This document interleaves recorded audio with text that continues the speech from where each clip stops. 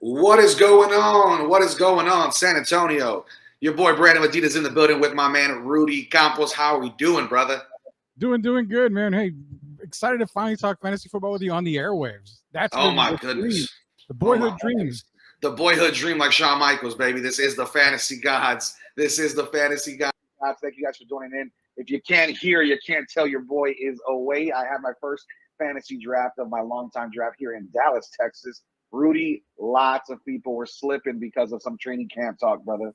Yeah, man. You're gonna see a lot of people slipping. You gotta see, you see guys, that are gonna be rising, but a lot of guys falling. The biggest name that's dropping, and he's an RB1, but it's Jonathan Taylor, man. Is he gonna play this year? We have no idea. And even if he does, that crappy Colts team is gonna hold him back from so much, man. That's got to be the one guy in everybody's mind.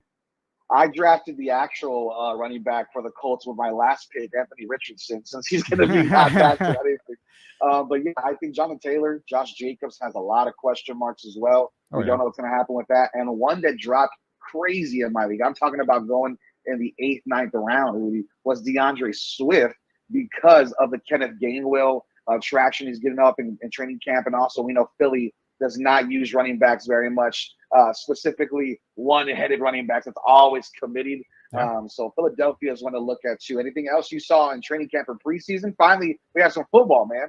Yeah, football's back, man. I'm excited. Everybody should be excited. You should be fighting for reality and fantasy. Your guy, you're talking about definitely DeAndre Swift, Philadelphia. I mean, you saw with Miles Sanders how that worked out. Didn't work out pretty good. So I think that's going to be something to watch for. But the biggest overall thing I can get into, Brandon, is going through some of these drafts that I've get and even looking at some stuff is where the running back is devalued in reality football. It's also devalued in fantasy football now. We're seeing the wide receivers just jump off the board. Why? Because like the NBA did, it's a shooters league. It's a scoring league. The quarterback and receivers are going to be massive starting this season. Running backs are devalued in fantasy. You're going to see maybe the guys like Christian McCaffrey go off the board. You're going to have some other guys that are going to start popping up higher that you normally don't see. I'll get into one of them here in a little bit. But concentrate on the wide receivers, and even the tight end position is going to be huge this season for a lot of fantasy owners. Hey, I got a quick question, man. I want to interject real quick, man. Everybody always says that the running backs are never worth nothing, right? They were like 10 years ago. Right? Yeah. But it's funny to me how they're one of the first ones that get off the board. Well, and there's a thing, because you had LaDainian Tomlinson, Priest Holmes. You've had a lot of these guys from the past. I mean, if Barry Sanders was still playing, Joe, he probably would be number one, no doubt about it. But these running backs don't have the elusiveness that a Barry Sanders did. They don't have the speed that we saw of a Priest Holmes or LaDainian Tomlinson. Now that value is going down on running backs, because even at the goal line position where a Jerome Bettis was good for you, doesn't mean jack anymore, because you're still passing on goal line downs. And Bettis was never built for speed, though. He was built for power. You can be at the goal line. He was a golden corral running back. He had to eat and eat and eat and eat and eat. You needed a yard or two to get into the end zone. That's your boy. Battering ram. A golden corral running back. What an incredible way, Rudy, of bringing that up. I love it. I think you have the Nick Chubbs of the world, the Christian McCaffreys, who will be consistent for you. But then you have the what ifs, the Jahmyr Gibbs, the Alvin Kamaras, the shots you're taking that might pay off, or it could definitely be a little bit too pricey to take. I have a question for you, Rudy. You brought up quarterbacks, you brought up tight ends. Yeah. Can you win your league without a top 5 quarterback? Can you do the fall of grace of quarterbacks and wait late in the 9th round, 8th round, 10th round, and take a shot on a Deshaun Watson, a Kirk Cousins, a Daniel Jones, someone like that? And can you realistically win your league if you get value in the skill position? 100%. That is a possibility. Last season, I was able to get Jared Goff, and you saw the type of season that he had last year. He actually helped me get to the finals. I didn't win, which kind of sucks, but you know what? I got to let other people win from time to time. So I don't mind losing every now and then, but you can definitely win. One guy that you've got to circle, Brandon, he's got an ADP right now, I think of about, I got it right here. He's around round 11, ADP 136. Russell Wilson is falling because of last season. Yep. If you can get Russell Wilson in that 10, 11 round where he's right now projected, you're talking about Sean Payton as the head coach now. He's got a 3-headed receiving core. He's got 2 tight ends that are going to be beneficial. Not only that, he has a run game. He doesn't have an inexperienced coach, so Russell Wilson's going to be a guy going late that you may want to be able to get earlier in the 8th or 9th round, because he's going to be a lot better than last season. No, yeah, I agree. I think Russell Wilson, you're talking about a quarterback that was pretty consistently a top 10 quarterback, has an awful season in Denver, but not only his fault, right? Javonte Williams tears his knee to shreds. Cortland Sutton looked off and injured. I mean, there's a lot of injuries going through. Tim Patrick's injured going into the season as well. So, I mean, there's so many injuries surrounding that core that I think Russell Wilson has taken that ADP fall. But I agree with you. If there's a quarterback to take a shot on late and you're going to play the no quarterback strategy, go ahead. Now, one thing I saw on my draft personally yesterday was, of course, Travis Kelce is still a first-round pick. Absolutely makes sense. Yeah. Mark Andrews goes after. I saw Dallas Goedert go third instead of T.J. Hawkinson and stuff like that. But I think once you go past Kelce and Andrews, there's an obvious elite drop-off. With those tight end positions and QB positions, does the tight end position give you that much of an edge over your opponents week to week if you have Kelce and Andrews, Campos? You know what? That's a great question. And I'm going to say right now, where you see the top two guys in Andrews and Kelce, it's a huge drop off, but not so much like off of a cliff. We're talking about a 3-story building drop off where it's going to hurt you a little bit, but it's not going to kill you. You still got Hawkinson out there from Minnesota. Kirk Cousins would love to use Hawkinson, and we saw him do it last year. Don't forget about George Kittle. Kittle had an off year last year, but again, You've got Brock Purdy coming in. You've got Trey Lance. This tight end is a security blanket. So George Kittle is going to be a security blanket for some of these guys coming in. One guy you got, actually two guys, one of them is Kyle Pitts, my boy in Atlanta. Kyle Pitts, he's been horrible his first few seasons in the league, but you've got a rookie basically coming in Ritter. You got a young guy. He's going to need that security blanket. Outside of Drake London and Bijan, who's going to be more of a receiving back than he's going to be an actual running back, you're going to see a lot more, I believe, of Kyle Pitts. But one guy circled this guy down because he's going way, way low. I believe his average is around round 12, and that's Chigozium Okonkwo. I can't say his name, but out of Tennessee. Yes. I love the guys you can't pronounce because they're the guys that are going to actually win you leagues and stuff. So if y'all can out there spell it without even Googling it, I'll give you $100, whatever. But this guy can win you some games. And why? Because he's got two young quarterbacks, Malik Willis. He's got Will Levis, who, again, he's like an Anthony Richardson. He's kind of terrible for me. I'm not really buying on the Will Levis thing. But Ryan Tannehill, we saw what he would do with a guy like Jonnu Smith. He's going to have some receivers there. Treylon Burks and DeAndre Hopkins is going to open up that tight end position for the Tennessee Titans. There's a lot of great value. Mike Gesicki in New England, we saw what Bill Belichick does with tight ends in New England, and Gesicki is a pass-catching happy tight end. So you still got value there. You just got to find the right one and the right fit. Yeah, absolutely. And I think a name that we should mention that I think doesn't get mentioned enough, who I've won a championship with, and you and me, Rudy, are in a keeper league that we'll talk about a little later. But I went to the championship with this exact tight end just because I wasn't getting the blow-up weeks, but I was getting the consistent 10 to 12-point weeks. Yeah. And that's my man Tyler Higbee over at the Rams, man, just getting disrespected every year and still finishes like top 8 every single year because of the drop-off in tight ends. And I think if you're looking for a guy that's going to give you the quick 9 to 13 points, Tyler Higbee's there. Anything more, you're looking for a George Kittle, a Mark Andrews, and Travis Kelce. Those are league winners. These are league competitors. Is kind of the version we're talking about of the Kelce. I mean, the Higbees, the Okonkwo's, all that stuff. And so I love that. Anybody, Rudy, before we mention some of our sponsors, anybody that you saw in some of the preseason games that you were happy to see get some run or excited to see moving forward just to get some reps in? You know, one guy that's going to be on my list to watch, and I mean, there's a couple more, but I'll throw them out there, is Khalil Herbert, Chicago Bears. I mean, dude, 56-yard touchdown run? 56-yard touchdown run. No more David Montgomery. So God bless Khalil Herbert. He's RB1 in Chicago, but he's got an RPO quarterback, and that benefits him. You saw he can catch out of the backfield. He can actually be a decent running back. Is he going to win you a league? You know what? He's that type of guy where he's a low draft pick for you, but he can win you that league. He is that guy that's going to be an RB2 on your team, week-to-week starter. There's really nothing behind him that I'm worried about as far as, you know, someone coming in and taking his spot. This is Khalil Herbert's team when it comes to running backs. What I saw out of him yesterday was almost on the verge of being top 10. Running back. So by the end of the season, we may see him jump up in the top 10 as both a reception and a running back, in general.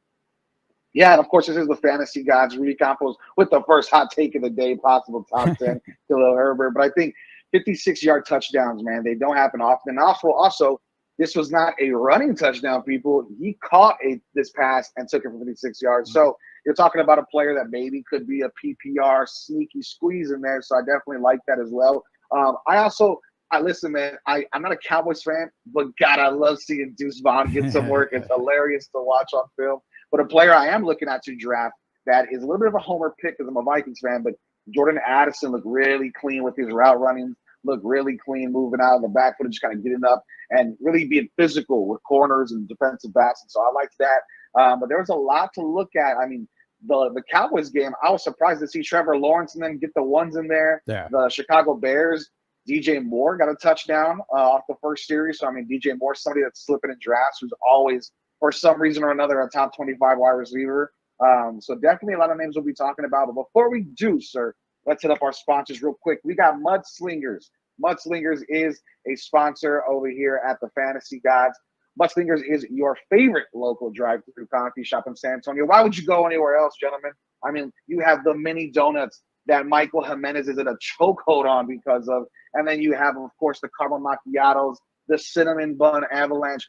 This is your drive-through coffee spot here in San Antonio. Mudslingers, we love them, support them. Absolutely go check them out. We also got Bear County Social Apparel. I know my man Rudy Campos and myself, die-hard Spurs fans. Oh, yeah. Die-hard. Viva la raza Spurs fans. You know what I'm saying? And I think Bear County Social Apparel has everything you need for all San Antonio sports, whether you're a Spurs fan, whether you're a UTSA Roadrunner fan, or even if you're still looking for the Brahmas to be something in San Antonio, they still got some stuff there with the Brahmas. So Bear County Social Apparel is your number one-stop shop for all things San Antonio, Texas. And, of course, our people at Mad Pecker Brewing Company, man. Let me tell you about them. They got the IPAs, the Ales, the sours, the lagers, and more. Oh, my. They have everything from fried cheese bites to the fried mushrooms, pretzels, great food, great drinks, and immaculate vibes. Matt Becker Brewing is our title sponsor here at the Fantasy Guys, and we're looking to do a live fantasy draft that we'll be talking about a little bit more. I'll get with Joe, I'll get with Rudy, I'll get with Mike. We'll figure things out a little bit, but we're looking to do that August 27th possibly. If you're interested, hit me up. My Twitter is here on the top at Big Poppy Brandon M. Make sure you hit up our boys Rudy Campos at Sweep the League, and of course Joe Garcia at Two Shots Podcast. Hit us up, see if you're interested in our league. We'll be doing a fantasy football league, hopefully with the listeners, to promote the Fantasy Gods as well as see if you can beat the gods. And since Rudy is here, he is now part of the gods of fantasy. And I know he's a god of fantasy because Rudy, you've been in my keeper league for now going on about 3 or 4 years. Yeah. Talk to me a little bit about the challenges of a keeper league versus a standard league. You know, the challenges of keeper is not only, okay, this guy's RB1, this guy's wide receiver 1. I got both of them on my team. Who do I keep? Yeah, it's beyond that because you've got to see what goes on off the field with the, you know, all the contract situations, injuries, all that stuff.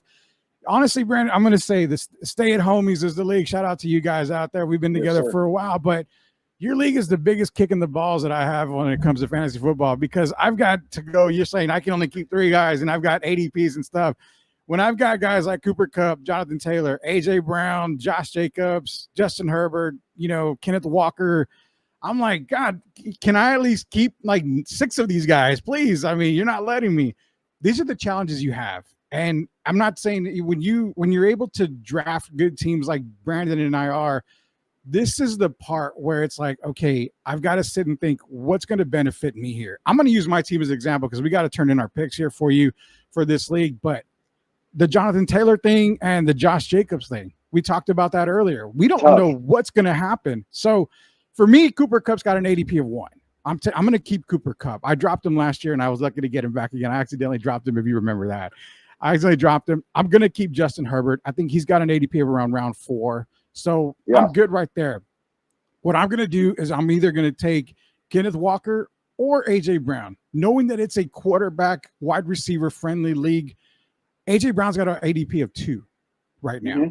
So I'm going to go keeping Cooper Kupp, AJ Brown, and Justin Herbert in that league, leaving me with a 3rd round pick and then coming back to the 5th on the rest of the draft. But it's very tough in keeper leagues. Keeper leagues are hard. No, it really is. I know the way our league goes was we kind of reward you for being a drafter as a manager, right? And so what happens is when you draft, you get to keep 1 player from that draft. From the first year, we would draft a normal draft, and then you keep 3 of them. and you would be charged just where you drafted him. That's it. Once we hit year 2, it changes because the keepers that you chose now get charged with their current ADP. And so you start making those tough decisions. But at one point, you and I had some crazy keepers. You had Jonathan Taylor, Cooper Kupp, and then you had Josh Jacobs, which was ridiculous, and you were murdering people. And then I had at one point the absolute dynamite duo of Jamar Chase and Justin Jefferson because I took both on their rookie seasons. So, I mean, it's a fun time, but, man, those decisions come quick. And what happens is off the bat, everybody you're looking at in standard leagues, they're gone. Like, you're now drafting past the Nick Chubbs, past the Devontae Adams, past all those players, and you're now having to look at a little bit more of those big swings and misses. But I feel like in a keeper league, man, you're allowed to take more shots than a standard league just because you're looking for high volume and potential to hopefully keep them for the following season. Yeah, you've got to do your homework when it comes to keeper leagues and when it comes to like dynasty leagues, where I'm also in dynasty, where we draft rookies at the end of the year and stuff. You've got to do your homework, and that's the part. This is what I've always said: if you want to be a fantasy champion, a fantasy god, fantasy immortal, you've got to put the work in. You got to be a GM, man, and you've got to make sure you do your homework on these rookies coming in, on these second year guys, these RB2s and everything like that. You've got to do your homework. It's so tough in a keeper league because, I mean, I was able to get Isaiah Pacheco last year, and I basically drafted him late in our draft. And I was like, you know what? He's going to pan out. Clyde Edwards-Helaire is not going to be that guy. Pacheco came at the end of the year. I still have him on the roster. Would I keep him? Probably not this year. But you got to go deeper, man. Your boys, the Vikings, Alexander Mattison. I'm going to throw a guy out here that people need to look at. And if you've got late-round picks, I'm going to do it. Go get a Ty Chandler. This guy is going to be Minnesota gold if Mattison gets hurt. And you know what? It happens. Mattison does get hurt from time to time. He does have some injury-riddled seasons. Tyler Chandler is that one guy, but you're right. Do your homework. Get balls deep in this stuff. It doesn't take very long. Exactly. It doesn't take very long to do the homework, Brandon. That's the best advice I can give people when it comes to keeper and dynasty leagues. Just put the work in. Put the work in. Absolutely, Rudy. And you know what? People have some drafts coming up this week before we even have the next show. And so with that, I want to make sure we hit on this, man. Yeah. Talk to me a little bit, brother. Give me 3 players that are some of your favorite sleepers that you're targeting in these drafts as you're moving into draft season. Wow. Okay. So one of them we mentioned earlier is definitely Russell Wilson. And he's not really so much a sleeper based off of what he's done before Denver, but what he did last season. You've got guys like Marvin Mims, Jerry Jeudy. These guys are going to take that next step with Russell Wilson this coming season. He's actually one guy that I'm really, really looking at. And I'm kind of like on the edge of where do you want to take him? I want to take him as high as possibly 8, 9, 8th round, 9th round, but I've seen him go lower than, like in like 10, 11, 12. So it just depends where he goes. Another vet coming back from a very off season, Calvin Ridley. You're talking about a Jaguars offense that is getting going. It's getting going now. You thought it was good last year. Calvin Ridley is going to open up that field for Trevor Lawrence, and that's going to make this Jags offense super, super good. They're my favorites to win the division. I actually have them kind of maybe coming out of the AFC possibly. They could scare some teams there. But, yes, Calvin Ridley is going to be a difference maker. I know you got guys too, but I want to give you a couple of them that are going to be starting this year. You got to look at Jordan Love. Jordan Love is getting a good rapport with Christian Watson, Romeo Doubs. Still have Aaron Jones there. So I think Jordan Love is a lot better quarterback than people give him credit for. You're going to see him elevate his game a little bit more this year. If you're going to get Kenneth Walker, the junior, you're going to go get Zach Carbonet out of UCLA. This guy is going to be a bruiser when it comes to the league. He's going to be a guy you want to handcuff Walker with. Last but not least, Sam Laporta out of Detroit. We saw what they did. We saw what they did with TJ Hawkinson. And Jared Goff is still there. So we saw what Detroit does with the tight end. Laporta is going to be a big part of this offense. That's another late guy you want to get, Sam Laporta out of Detroit. Yeah, I love it, man. I love it. So I'm going to give a few high priority sleepers. Those are going to be in your top 6, top 5 rounds. I think somebody getting disrespected, brother, Najee Harris. What are we doing? Najee Harris has fallen into round 3, if not round 4. We have a better offensive line, a second-year quarterback, and we know this guy gets all of the work. He is the workhorse back. He is the Derrick Henry-esque as far as touches. He's going to be getting a lot of touches out of the backfield. So I love Najee. He finished, I think, 14th, but I think he missed a few games. Yeah. I don't see why you couldn't be a top 10 running back that you're getting him in the 3rd or 4th round if you're slipping in home leagues. So I love that. And another player I thought is getting disrespected, a little bit of ageism, Rudy, is my boy Keenan Allen. Keenan Allen, massively discounted this year versus previous years, going in the 3rd or 4th again. Yeah. And you look at Keenan Allen, missed a lot of games, but only had one game, and I think 10 that he played or 8 that he played, one game under 10 points. He had everything from 12 to 20s to almost 30 points.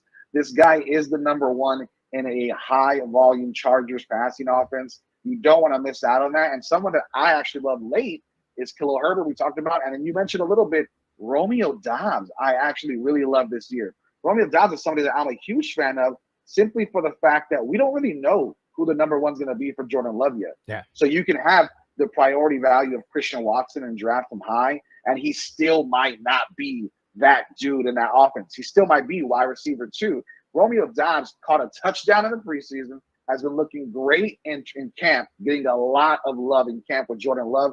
If you follow anybody from the Sleeper app or anybody from a lot of your favorite analysts on Twitter, even last year in camp when he was going through the motions, Jordan Love seemed to really favor him. And so Romeo Doubs, you can get him massively late in the double-digit rounds. So somebody I'm targeting there is Romeo Doubs. And then last but not least, brother, listen, running backs. We always talk about it. Somebody I would be looking at that I think is a sleeper for most, and I think he's not even a sleeper. He's already awake. Nobody's quiet about him. Jahmyr Gibbs, brother. Jahmyr Gibbs is somebody that I think you need to be targeting. If you like Bijan, you should also look at Jahmyr Gibbs. But if you draft Jahmyr Gibbs or you miss out on him, don't worry. I think David Montgomery's still going to get some work. Oh, yeah. I think we might see a very Alvin Kamara, Mark Ingram-esque running back offense where maybe both of these guys could be running back 2s. Yeah, and I'm glad you mentioned Jahmyr Gibbs and Bijan Robinson. I would honestly, and don't kill me, Falcon fans. I'm a Falcon lover here, but I take Jahmyr over Bijan a little bit more just because of the offense of the way it's set. Amon St. Brown and, like I said, Sam Laporta, Jared Goff is a lot more experienced. So I expect Gibbs to be a little bit better than Bijan. My problem is these guys are not running back material, and I don't know if they will be. They're not going to get you the yards on the ground when it comes to rushes. So you're not going to see him break off, these 60-yard runs for touchdowns. It's going to be a lot in the passing game. And that's where I feel like, okay, these guys are valuable, but if I've got a guy like a Ramondre Stevenson where I know I'm getting both the rushing yards and the receiving yards and the receptions, I might favor him a little bit more.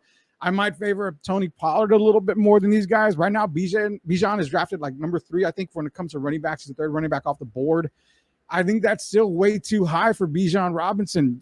I'm saying right now, don't buy the hype. I'm a Falcon fan, and I love the hype, but it's like you don't want to buy that hype right away without seeing him play and seeing what they're going to do with him. That's the problem with Bijan Robinson for me. Okay, fair enough. And you just pissed off a lot of UT fans, a lot of Falcons fans. I'm sorry. I think I can hear you getting kicked off of the Falcons group chat as we speak. But another guy I love, two wide receivers. We talk about wide receiver heavy drafts. DK Metcalf in round 3 seems like a huge value versus previous years. Yeah. DK Metcalf finished, I think, wide receiver 15 or 16 in PPR. Somebody that can definitely take that next level. Geno Smith looked incredible last year, so hopefully they all take that next level. And then again, somebody who's super, super duper discounted, had some injuries last season, but overall, I don't think played very awful for where he's being drafted. Is Hollywood Brown, man. Marquise Brown still the only show in town in Arizona right now. Kyler Murray talking about possibly coming back week 1, no chance. But Kyler will be back, let's say, for 10 games this season, most likely. He probably will miss a few. But out of those games, he's a Hollywood Brown's one of those guys you can kind of draft and kind of leave on the bench, see what he can do, see what he can produce. But he's the clear wide receiver number 1, and he'd probably be your wide receiver 3 or 4 in the draft, probably 4.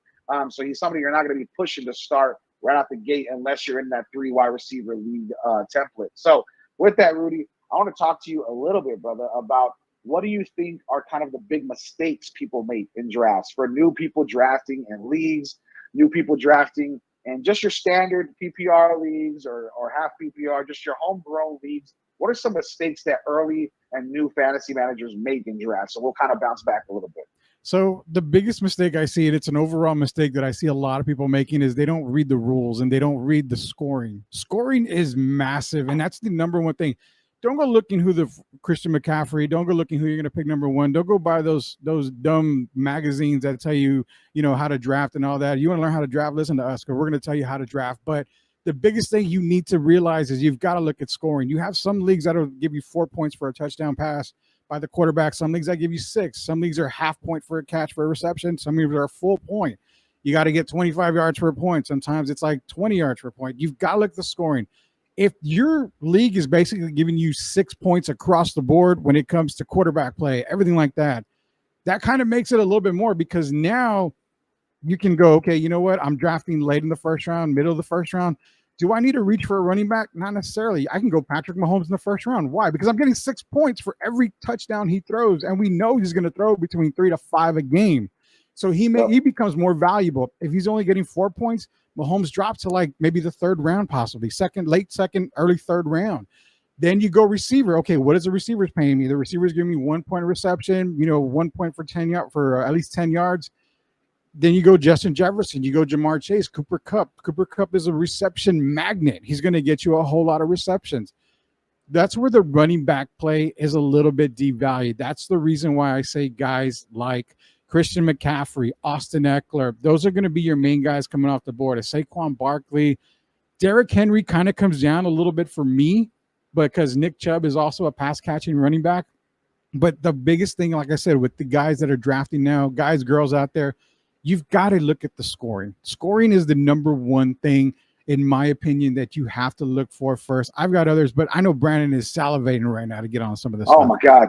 Dude, listen, for me, I love what you said. It's the number one rule in fantasy. Know how your league is scored. And then for me, the number 2 rule right after, if I'm writing, my top 10 rules, this is number 2. I would say don't rely on ADP, but let ADP fall for you. Yeah. If you're a Cowboys fan, you don't need to draft Dak Prescott in the 3rd round. He's going in the 9th. Let it fall. You know what I mean? If you're a Vikings fan, you don't need to draft Alexander Madison in the 2nd round. He's going to fall. So my thing is, you don't have to necessarily follow ADP. If you want your guy and you're at pick 1 or 10 and you know there's going to be 20 picks in between you, yeah, go get your guy.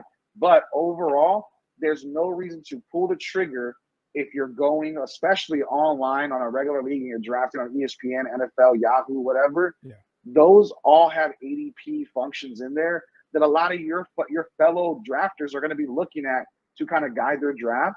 And so if they're looking at the top of that page and Dak Prescott's nowhere to be there, you don't need to be drafting Dak Prescott. If you're in your home leagues offline where people kind of bring their stuff to understand what's going on, and they bring notes and they bring different things, again, let the draft fall to you. Don't pull the trigger too early. You don't want to be the one holding the grenade when it goes off and you get killed in fantasy because you went too crazy on a player that you love.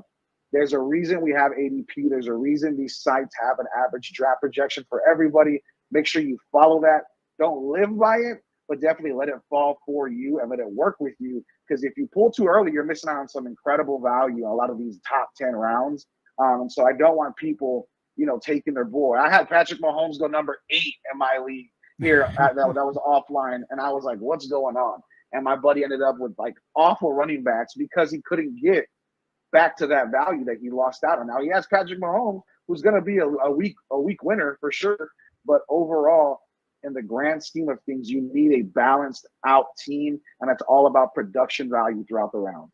Yeah, you're right, man. I mean, you got to balance your team out. And I get it. I get people that are, it sucks because I get text messages from people when they're drafting, like, I'm in the 5th round and who do I get? And this is my team. And I'm like, man, I'm trying to do work here. What the hell are you messing with me for? I don't really care about that. But no, if y'all text me, I don't care. Message me, whatever, I'll answer.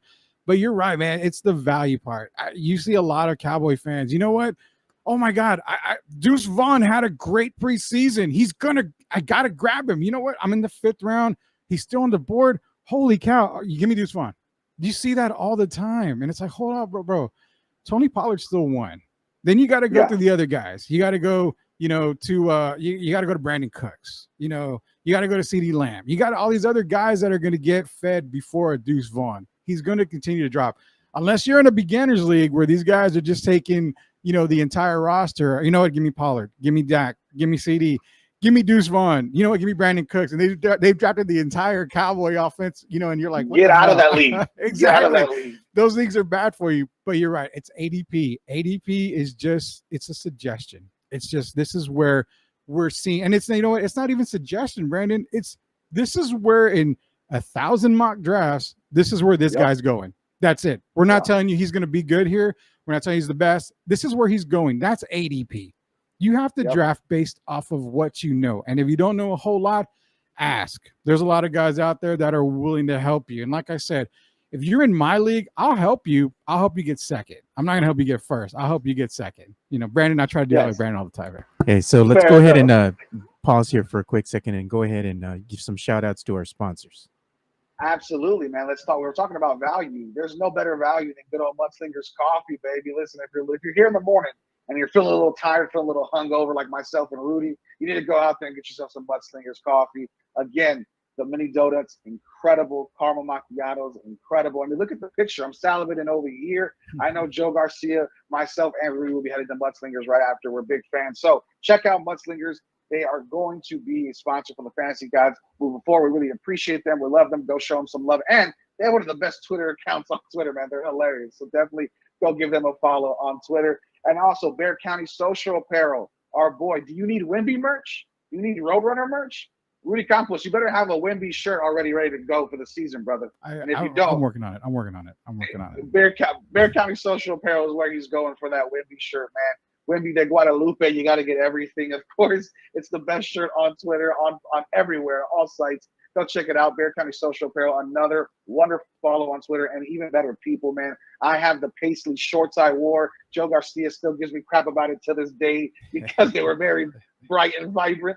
But I definitely love rocking all of Bear County Social Apparel stuff. Again, the best apparel company for all San Antonio athletics. And then we have Matt Pecker Brewing. Rudy, I already need a drink, brother. It's already past 11 a.m. in Texas. That means it's open time for drinking season on a Sunday. Matt Pecker Brewing Company is open and is one of the sponsors here for the Fantasy Gods. Again, we're looking to do a live fantasy draft there at Matt Pecker Brewing. If you're interested, hit us up on Twitter. You can follow me at Big Poppy Brennan, and you can follow Rudy Campos at Sweet the League, and of course Joe Garcia, the best producer in the business at Two Shots Podcast. Matt Pecker Brewing is your spot for all things great in food, in drinks, in culture, and the best vibes in the city. We love Matt Pecker for sponsoring, and we will definitely be there. Come have a drink with us soon. We'll plan out a time for everybody to come have a drink and enjoy some fun and fantasy football talk with us there at Matt Pecker Brewing.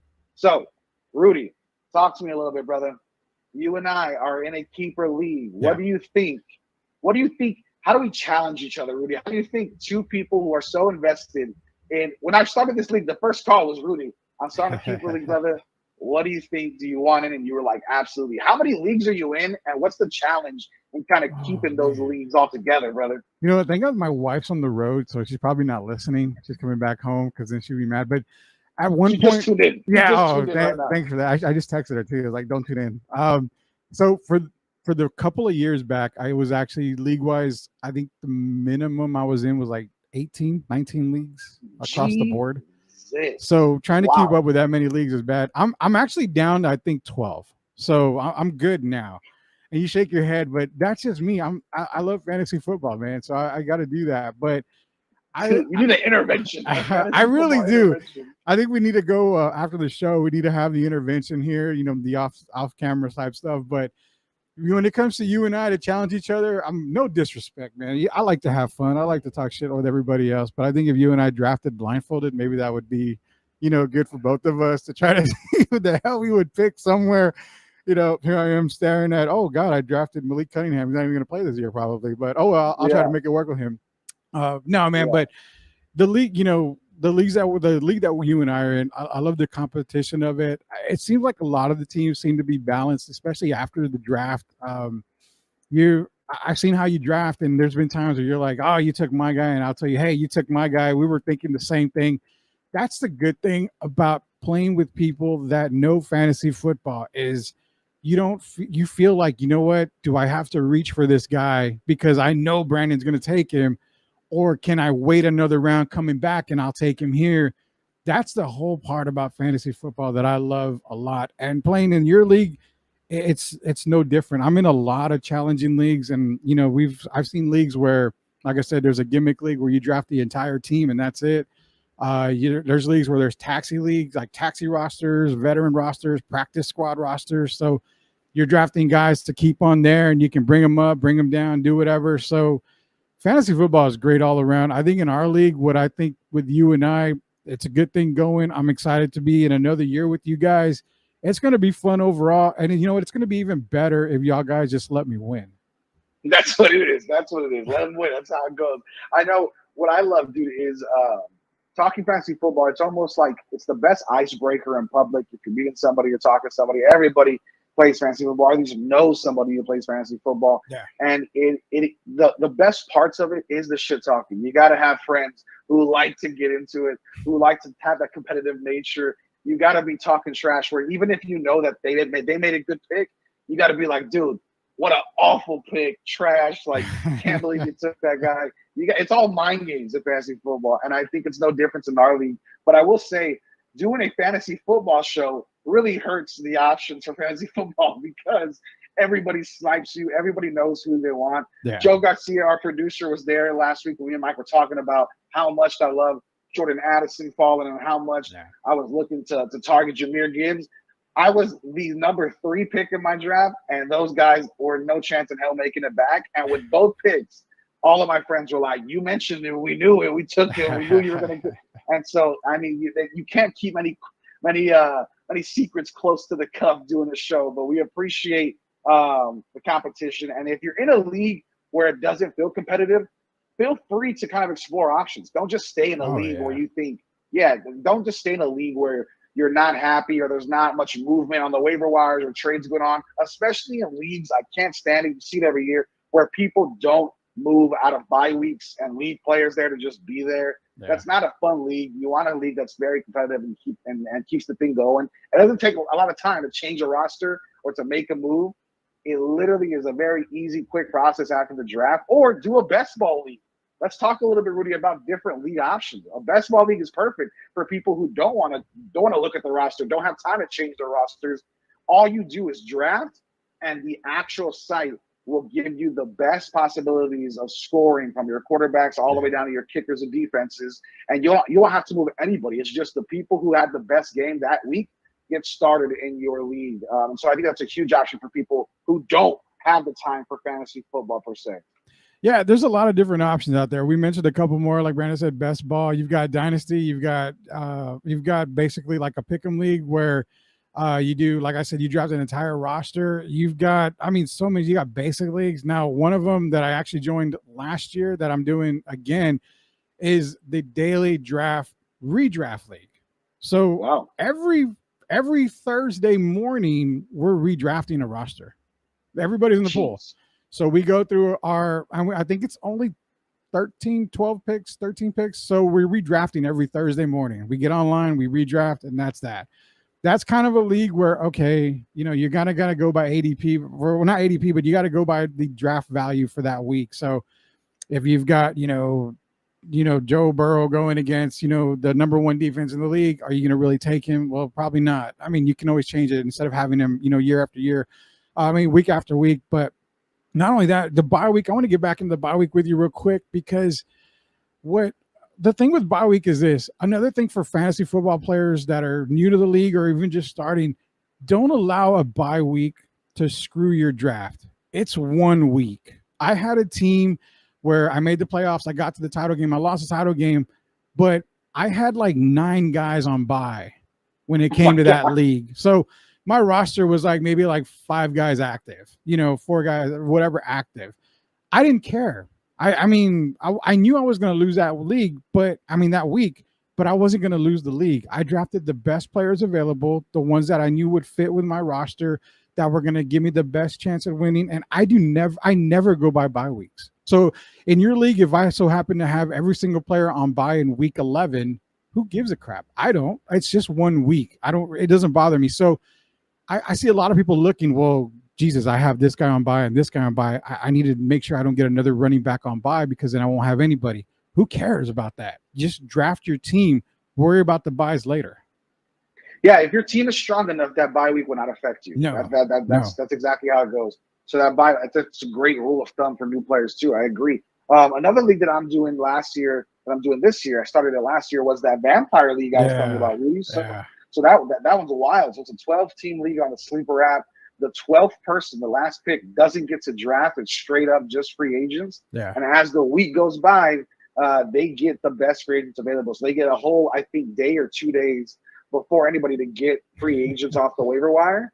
And then as they beat players, which I actually happened to lose to the Vampire later on in the year as he started gaining players, whenever you lose, they get to get your best players. So basically they would trade their awful running back for your Austin Eckler or your Derrick Henry.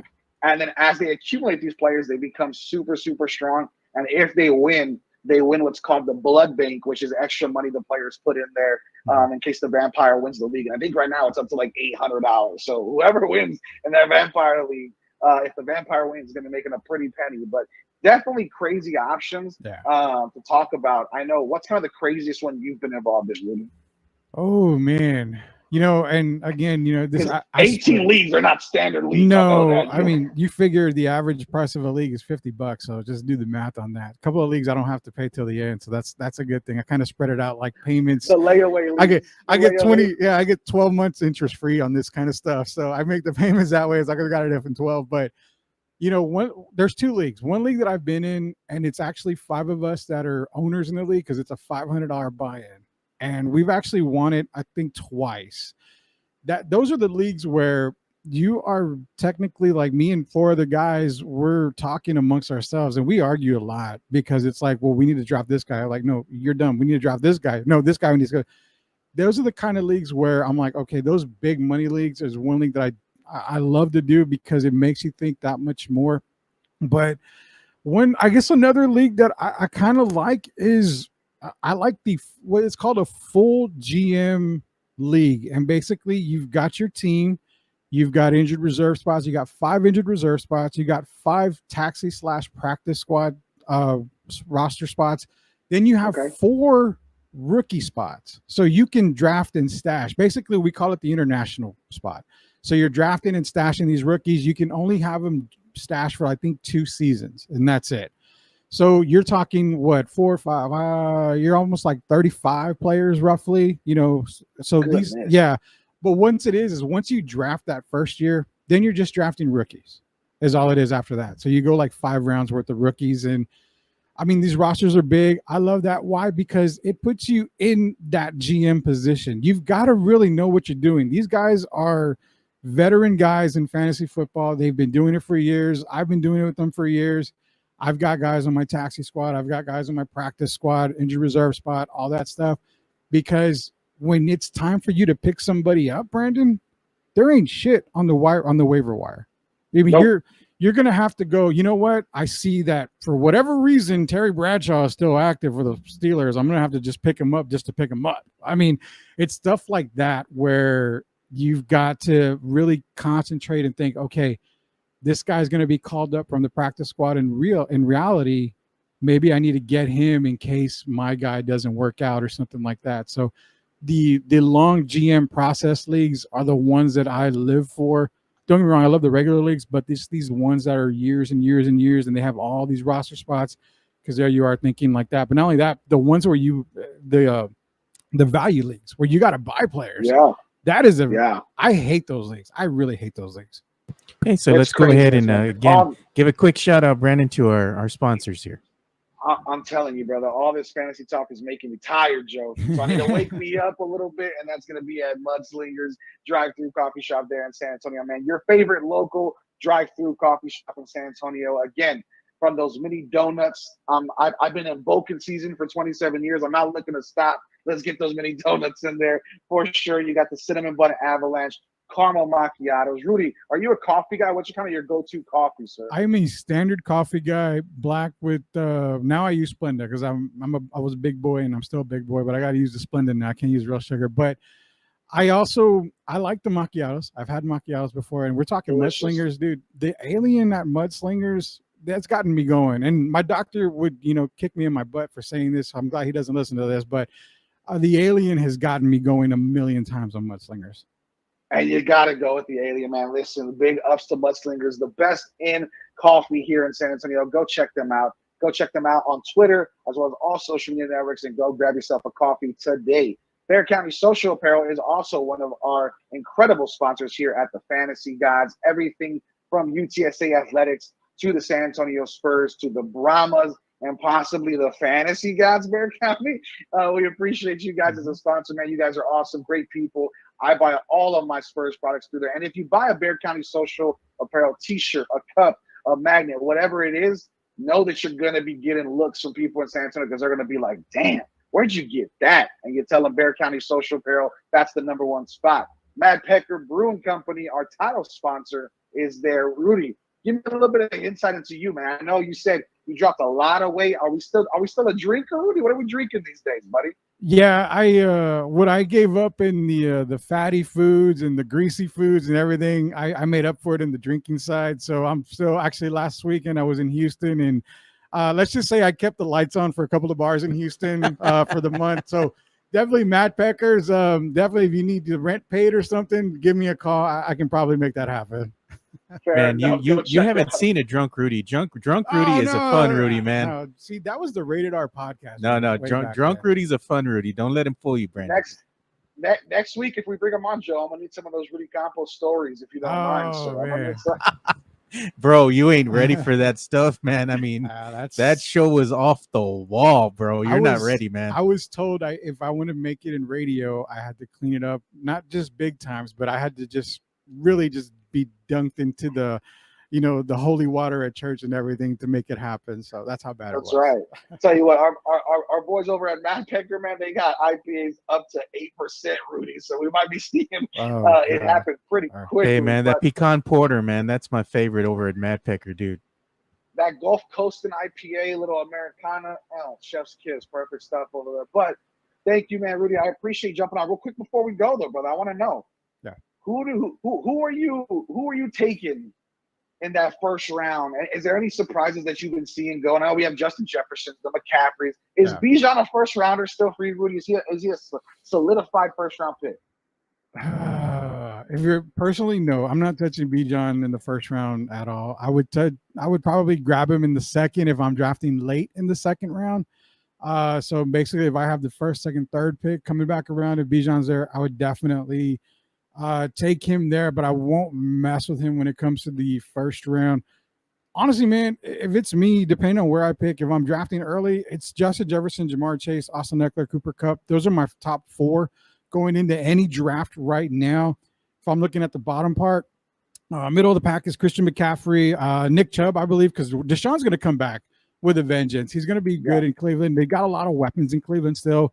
If you grab, I would go with Nick Chubb, but what I would do is I would definitely handcuff Nick Chubb with Jerome Ford because I think that's going to be beneficial. You saw the Kareem Hunt, Nick Chubb type of duo, so I think Jerome Ford is going to fit right in next to Nick Chubb.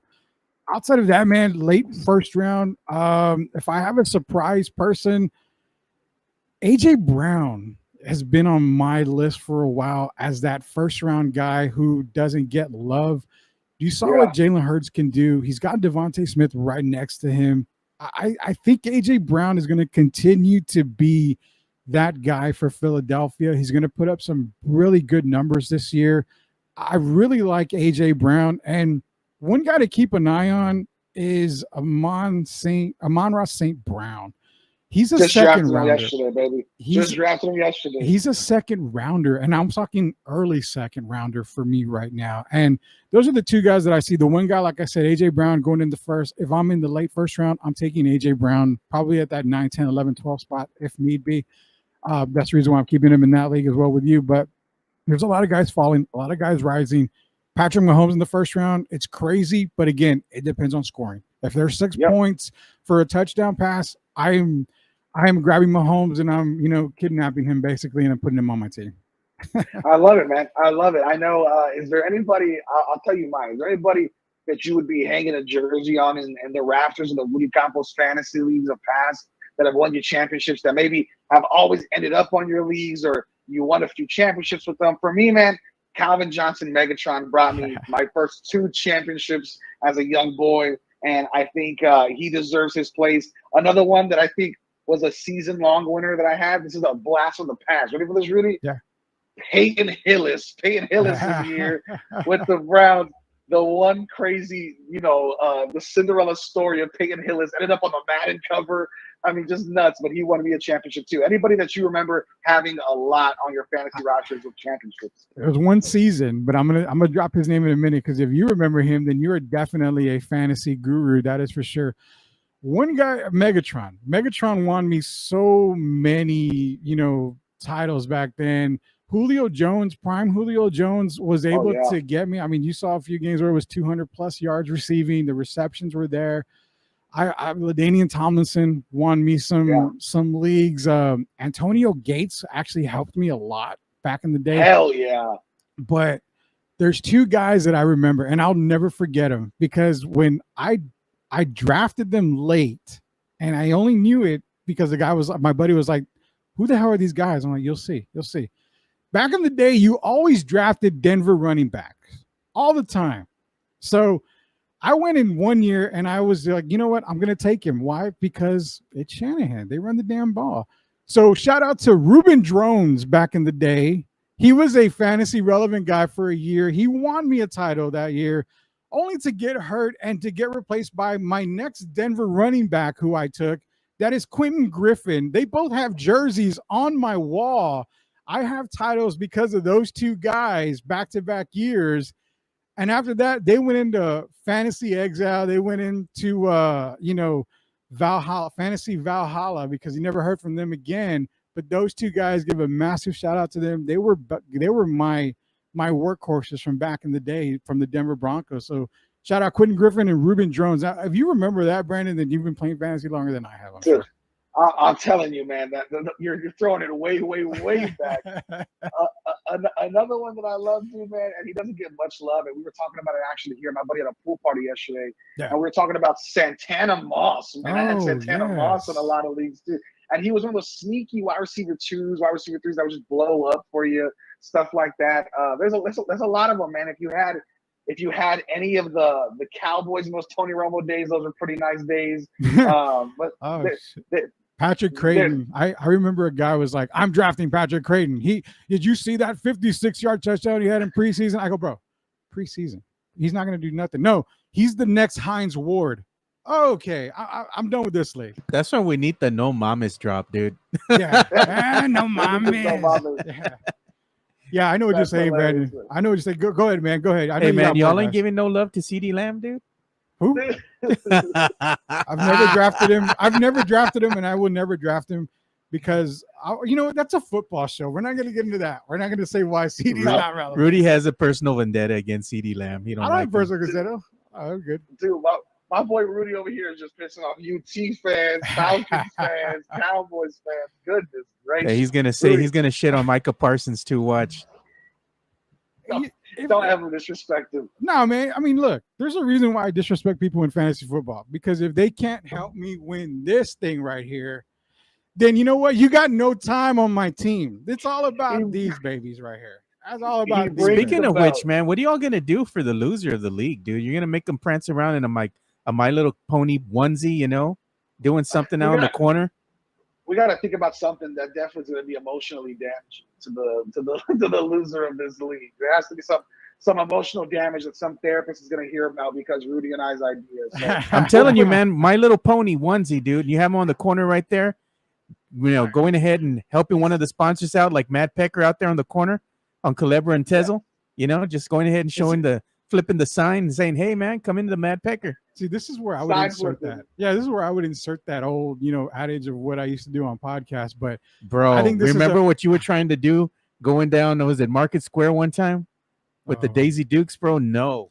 Yeah, luckily I didn't lose that bet because that would have been horrible if I would have lost that bet in fantasy football. But no, Brandon. I mean, the fantasy season's here, bro. It's here. Yes, it is. It's ready. Your drafts are going on. I've got drafts this week and then all the way up until Labor Day weekend. I mean, I think that this season is going to be a great season for fantasy football. It's just getting started. So, I mean, what do you feel about this season coming up, man? We got a couple of minutes here. Man, dude, I'm excited about this season. I'm excited for what ifs this year, right? The players you're taking shots on, the Rashad Whites of the world, the papers that we don't know if they're going to be absolute playmakers, if they're going to be just flex plays. I will say I have high hopes for my man Chris Olave. I think Chris Olave is going to be an incredible receiver this year. But overall, this fantasy year we're finally getting back to normal fantasy. You know what I mean? I feel like in the past 2-3 years, it's been very COVID related. You had people going on the IR because they had COVID. Yeah. People that were missing games. A lot of injury ridden seasons. We're finally seeing a resurgence, I think, in health. Hopefully, you have Calvin Ridley back after a few years. My favorite degenerate gambler, Calvin Ridley. You have a lot of players that we've seen from the past kind of coming back into play. Nick Chubb is getting drafted in the first round again. You're seeing, of course, McCaffrey. Let's see what he does with San Francisco. You have quarterback movement all over the place with Derek Carr, Jimmy Garoppolo, Desmond Ridder over at the Falcons. Yeah. I mean, all of those quarterback movements are going to shape what you're doing in your draft and are going to shape average draft projection, shape the end results of where some of these players are going. And so I think this is going to be one of the most competitive years in fantasy football that I can remember to date. Yeah, and one guy I didn't mention, and I'm not going to give my other guy because I've been saving him for here, and I have him written down. I was like, I'm not going to mention him because I kind of need this guy here. But a guy that's going undrafted, and I'm going to give a quick shout out to him, is Michael Thomas. For good reason, he's going undrafted. But if you can get him in free agency, or if you have the last pick in the draft and you just want a guy, grab Michael Thomas. Now, where he's going to devalue himself as a reception guy like in the past, he's going to increase that value. Big body, big person. You're talking about a goal line guy. So when he's got that one-on-one there, Michael Thomas is a little bit, more intriguing for players with Derek Carr in New Orleans. I like it. I think it makes sense.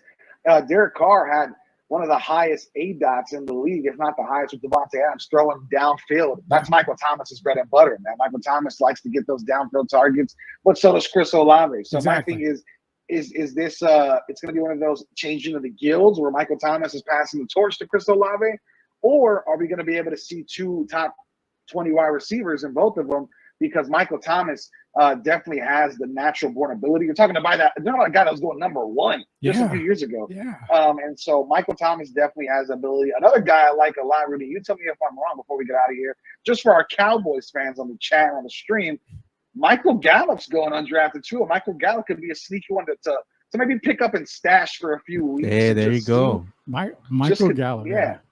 Stash him. He's right. You draft and stash. Why? Because Michael Gallup is really the only deep threat right now. Yeah. Brandon Cooks is not going to be a deep threat like he used to be. I mean, he's going to get down the field every now and then, but he's going to be more of Julian Edelman type player for the Cowboys. Yeah. So Michael Gallup is your deep threat. I definitely go all in with Michael Gallup for sure. Yeah, Michael Gallup, Jalen Tolbert, if you're looking for a rookie or a second-year player breakout possibly. But lots to talk about, lots to get into, man. It's going to be an incredible fantasy football season. Thank you, Rudy, for joining in, brother. I'm excited to have you on the show. Hopefully we can keep doing this thing. Again, a big shout out to Joe Garcia, the best producer in the business. I am Brandon Medina. This is the Fantasy Guys. We appreciate you hanging out with us, talking fantasy. Good luck on your drafts. Have a wonderful Sunday. We'll see you next time.